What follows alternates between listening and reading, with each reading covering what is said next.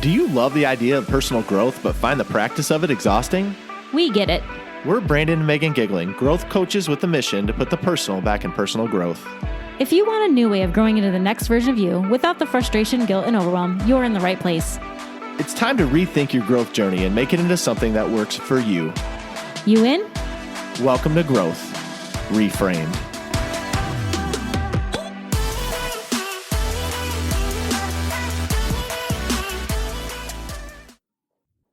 Well, hello. Welcome back to another episode of Growth Reframed. We're so happy you're here. Today, we're going to talk about reframing your day. Ooh. And it's funny how the world works because I'm in need of reframing my day right now. I'm mildly agitated with other things that are going on in my life. Okay, be real. It's me. It's me you're irritated with. Okay, I was a little irritated with Meg at her response to something, but the point is, what we're going to talk about today is when things don't necessarily go according to plan, exactly how you wanted them to, or things out of the ordinary happen, or it's just one of those days, you have the power to reframe your thinking and reframe your day and reframe your day throughout that whole process. Like, you really hold the cards. You can do it. It came up for us this past weekend because we had a handful of days where things just didn't seem to be going well, and there wasn't really a defined reason for why they weren't going well. It just felt like they weren't turning out the way we had hoped. Right. So this past weekend was the holiday weekend, so we were off for 4 days, Friday through Monday. And I think it was it Sunday? I think it was Sunday. Yeah, it was Sunday. And by Sunday, we were just kind of like, what's been happening? Like, what's going on? Why do we feel a little bit off? Like, why are one or both of us irritated? Not like fighting, just like mildly irritated just with the world at any given moment this whole weekend so far. And so we had a little conversation on the couch. And eventually, after we kind of talked through what had been going on, we were just like, you know what? Is it possible to just pause here, like get these thoughts out, and then reset the weekend? Like, can we still turn this thing around? And at the end of this weekend, can we say, yes, it was a good weekend, or are we destined to have this crappy weekend where we're just kind of like at odds and there's nothing really big going on? It just kind of wasn't right. And we were actually able to decide, just make the decision, hey, we don't want to spend the next day and a half in misery and just feeling off. We want to just get back on track. We want to have a lovely weekend the rest of this weekend. So let's make that decision, and boom, we did. Right. I think a lot of it, I mean, we've talked in the past about living without the expectation. I think a lot of it was the expectation. Like you said, I mean, this is going to be a few weeks later by the time y'all are listening to this. We're talking about Memorial Day weekend. But when coming into the weekend, I was like, okay, we have a few extra days off. We're going to have more time with the kids. We're going to have more time to relax. We're going to have more time to unwind. And because we had this expectation that it was going to be so great, then when it wasn't, and when things just seemed off, and when we just seemed both more irritable, it was almost like, because I put so much pressure on what I wanted it to be, unconsciously, when it wasn't delivering that, then I was just being a little bit grumpy and just perturbed with life, even though, like Meg said, even as I'm thinking back on it now, I mean, it was this past weekend. I don't even remember specifically what the things were. Maybe you do. But I don't remember what specifically they were. I do remember there were a few times where we fought. I mean, we weren't having a big blowout fight, but we were having arguments. And really, you're the one who stepped up to the plate and said, like, what's going on? Like, what's going on here? What's at the core of this? And we both sat with it, and it wasn't like immediately we snapped our fingers and we're like, okay, cool, this is going to be great. Like, we figured out what this is. We actually sat and talked, as I remember, for about 30 minutes one-on-one, which we try to do, but with two kids and life, it doesn't happen all the time. I mean, a lot of our deep discussions happen right here on this podcast, but that's because it's a defined time that we're going to do it. And we try to be more intentional, but I think the point is, you made the point of figuring out what was happening. And I think just through conversation, we figured out that it just wasn't really going according to the plan we wanted. Mm-hmm. And so, like you said, we had a couple options. I mean, one, we could have just not talked about it. We could have ignored it. We could have been mildly annoyed with each other, resentful and whatever else with each other, with the kids, with how the weekend had gone. We could have gotten back to the work week and been just coming into it a little bit mad and upset and angry. Or we could have stepped up to the plate, talked about, reflected, and looked deeper at what was going on.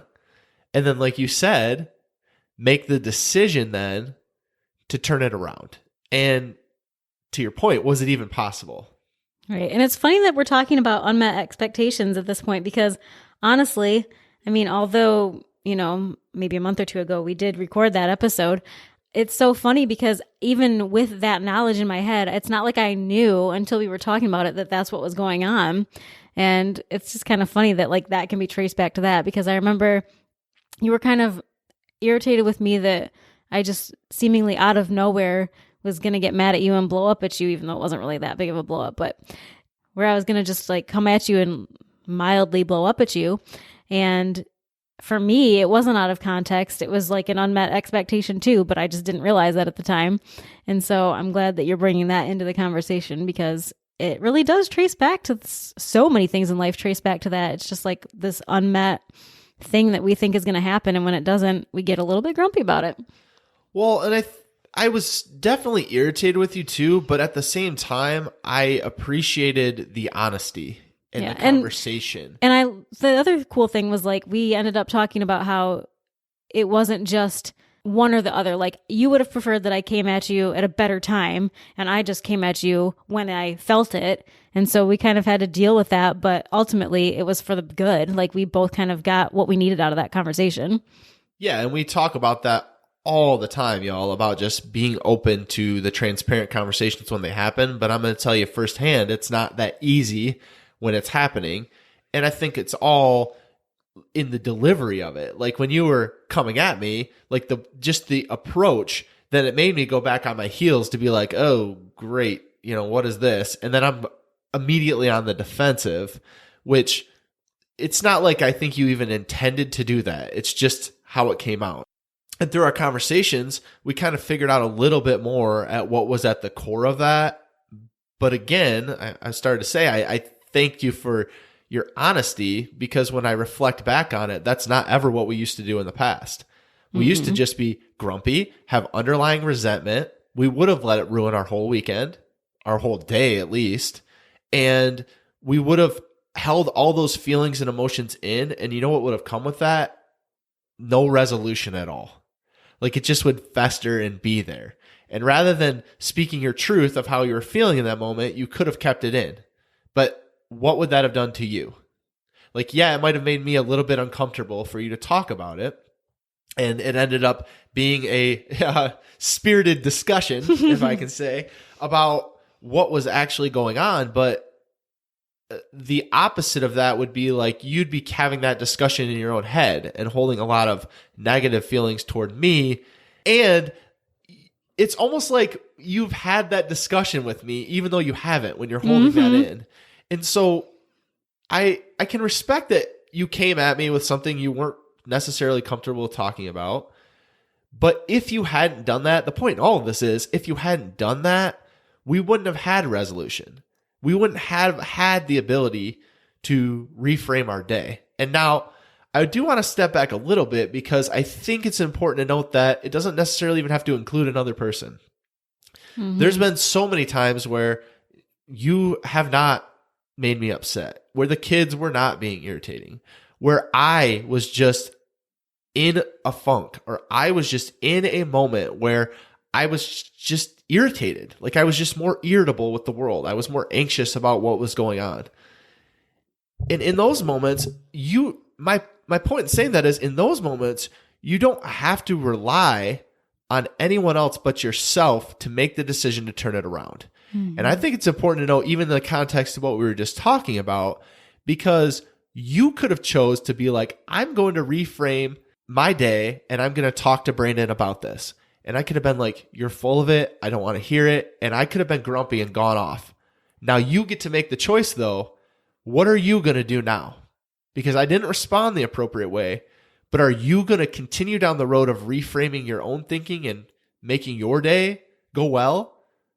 Or are you going to let me drag you down back into the negativity? Oh gosh, that's a whole other discussion, isn't it? Yeah, because we do have that danger too of like if that had gone a totally different way, then that codependency kicking in and feeling like, well, if one of us isn't going to have a good day, then the other one certainly can't, because now my mood is only going to reflect what his mood is or vice versa. So yeah, but I just think that either way, whether it's with another person or not, reframing your day almost has to start with a conversation, whether that's internal with yourself or whether that's external with somebody else that you need to speak with. And we were just having a conversation yesterday, I think, where we were talking about how we've gotten so much better at just exploring our needs and our wants and our desires in not just our relationship, but with other people too, like being more open with what we need from them and not just holding it back. And I think that has a big place in this conversation too, just because had we not been open, this whole weekend wouldn't have turned out the way it did, because we had a great weekend after that, but it started with the openness and honesty of the conversation and both of us kind of looking internal and then seeking each other externally to kind of turn that around. So it started there. Yeah. And the thing is too, it started with a lot of discomfort.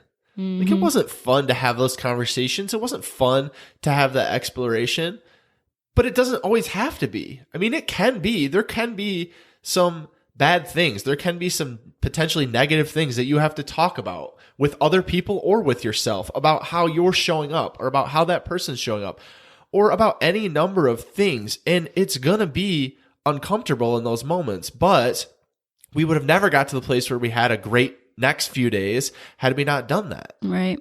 I think the struggle is in the world we live in, there's so much negativity. There's so many things trying to drag you down. There's so many people who are just unhappy and struggling, and whether it's politics or the news or social media or whatever you want to point the finger at for why you're feeling the way you're feeling.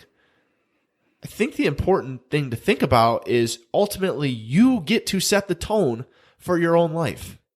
You get to set the tone for the things you're inviting into your life, how the people you're interacting with affect your life. I get it, y'all. Like, we all get to deal with difficult people, situations, and things. This world's hard. In this world, there will be trouble.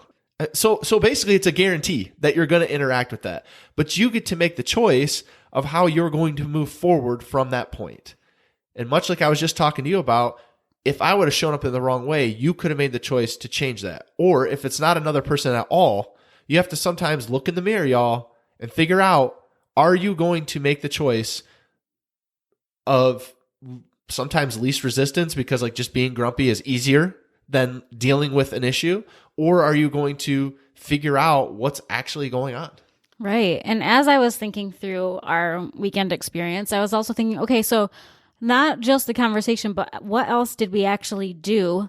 Like, what else worked for us in our ability to be able to turn it around? And I think the other thing we did was shake it up. Like, we had spent just the past couple days just kind of, dilly-dallying at home. I don't know, just whatever we were doing. I can't even remember, honestly. But then we were like, well, what would help us feel like we were kind of shifting out of this mode? Like, what could we actually physically do that would shift us mentally too? And so that was the night that we decided we were going to rent a movie together, like just on the couch on whatever app it was. I don't even know how you rent movies, but we were going to rent an app and just have a drink and enjoy ourselves. And it was fun because that was something we hadn't really done as an at-home date night or any sort of thing out of the ordinary. Usually once the kids are in bed, we're like, hey, let's go lay in bed and watch TV and ignore each other. So to be able to just do something a little bit different was great. And I think that night, I don't know, the nights all blend together. I think that we might have gone out as a family to dinner or something too. Just a little bit of something out of the ordinary to kind of shift gears was really helpful for us in that scenario where we needed a little boost out of our discomfort and a little boost out of our mood. As you were saying that, think about, well, it was a holiday weekend and it was out of our routine. And so we a lot of times harp on our kids for being all upset when things are out of routine. And if y'all have small kids or have ever had small kids, you understand you don't necessarily want to change the routine. But I'm kind of laughing on the inside as you were talking, because what was really happening for me, I think, is it was out of routine. Like Friday, we had the kids all day. Like, we'd never have the kids all day on a Friday. Friday was also super rainy, so it was just like a weird day. We were all stuck inside the whole day. Then on Saturday, we went to your dad's and like we were going all day. And then the reason I'm saying this is there was a lot of things leading into that were out of the ordinary that might have led to some just more tiredness, a little bit more exhaustion, a little bit more maybe minimal burnout as far as what we were doing. And so we could have said, you know what? We're not going to do anything because we just don't want to deal with this at all. And rather than doing that, we changed our routine up even more because like you said, typically we're laying in bed, we might watch some Netflix, we might, we're basically at the end of the night, we're winding down for the night and going to bed. But instead, we mixed it up, we changed our routine, we tried something new.